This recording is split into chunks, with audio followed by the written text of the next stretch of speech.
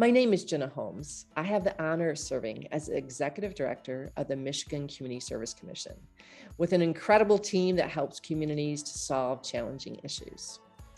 We are the lead agency to support volunteerism for the state.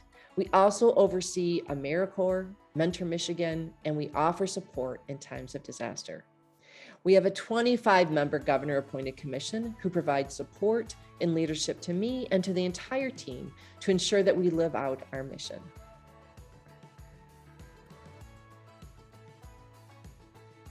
When I think of authentic leadership, I think of being transparent with who I am and building relationships based on that truth. I draw my strength from my upbringing and from those who came before me, who demonstrated what it meant to work hard, to persevere when challenges arose, and to work to find a solution to any problem. I was thinking that to live out that transparency, I would share a bit of my story that has brought me to being in this position and the deep conviction that I have to be a part of helping communities to live out the greater good for all. Now I'm older, and so in my generation, we lived during the time when women were told what they could do and what they could not do. Just by observing, we were taught that we were to be quiet and to not speak up.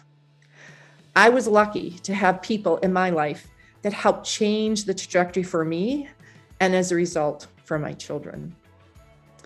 My grandmother and I were very close. Many say that we were alike. We were both bashful growing up, and we had an inner strength that helped us find our voice. My grandmother was born in 1900 in Luxembourg. Her mother died when she was young, and because of it, she was told she could no longer go to school. Instead, her job was to do the household chores and to take care of her father and brother. She told me many times that she loved learning and how difficult it was for her to not be able to continue with her studies. In her 20s, she found the courage to leave her father and brother, and she came to the United States. She had to work very hard as a servant to survive, but she did love her independence. After she married my grandfather, she struggled. She found herself once again being told what to do. Decisions were often made without her consent.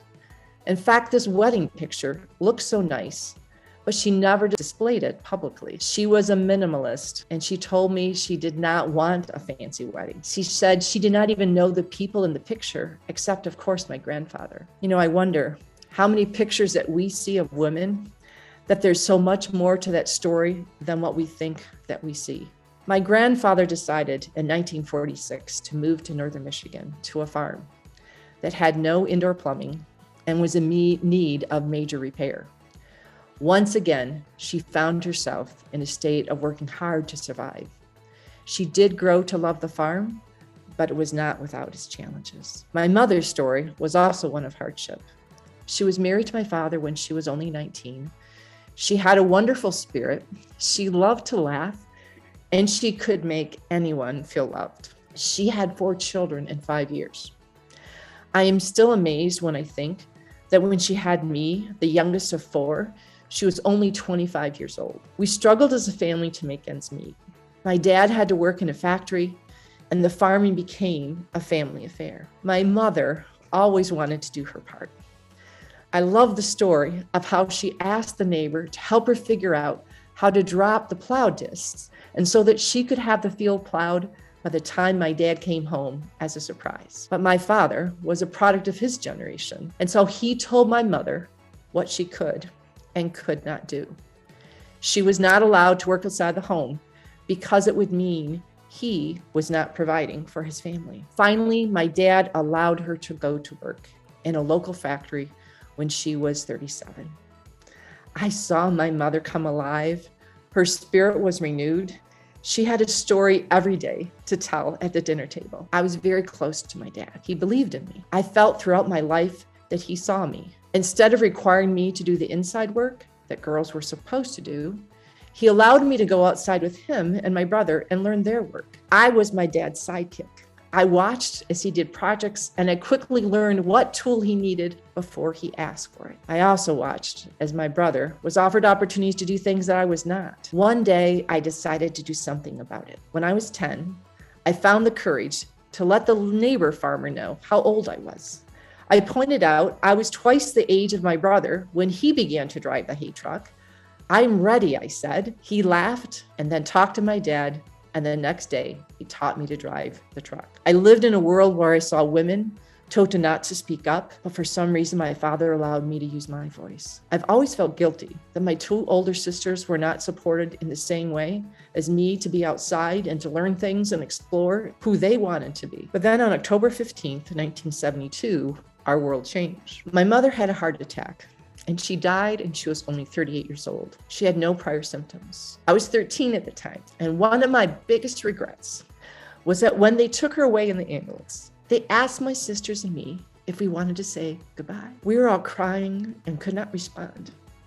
And so was I, who stood up and said no. We will see her at the hospital, but it was 1 mile from her house that she had a massive heart attack and died. You see, I wanted her to go to the hospital as fast as possible to allow her to live. I will always regret me preventing us from saying goodbye. I learned that stepping up to help with strength is not always what is needed. This loss was one that I don't know if any of us ever truly recovered from. And so to bring it back to the original question, what is authentic leadership for women?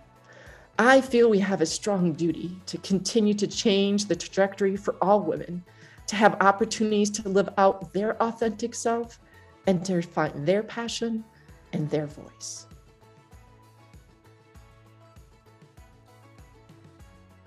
This is a unique position. When I was interviewing for this role, my oldest son said, "Mom, if there was ever a position that was created for you, this is it." My 4 children, now all adults, grew up witnessing me serve. They came to the many advocacy meetings I led, and they volunteered alongside of me. My oldest daughter, at the age of 6, made her younger brother and sister sit as she created a meeting agenda and then pretended to run a Vision 2000 project, as I was then leading in our community. These initiatives and community development activities gave me the skills to be here today and allowed my children to have a heart of service. For me, this position is about being able to help people help, to allow people to have the resources to make a difference, whatever their passion. I think that starts with being immersed in the process of being a part of volunteering and leading in one's own community. The life lessons that come from being a part of a team and making change happen cannot be taught in the classroom. And so I think volunteering can provide so many avenues to develop the skills and allow us to try out different things that may lead to our career pathway.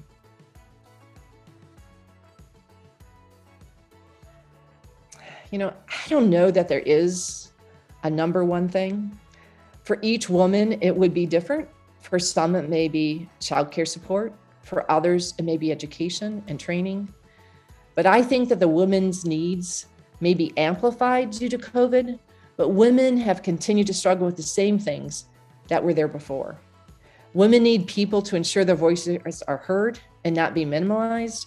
They need to be empowered to pursue careers of their passions. We need to work to have women to be paid equal wages for equal work. We need to work to get rid of the violence against women. We need to work to eliminate racism and bias. Women need people that are willing to open the doors to allow them to walk through, both to get started and reach the top of leadership positions. And I have to say, I have hope that this will happen.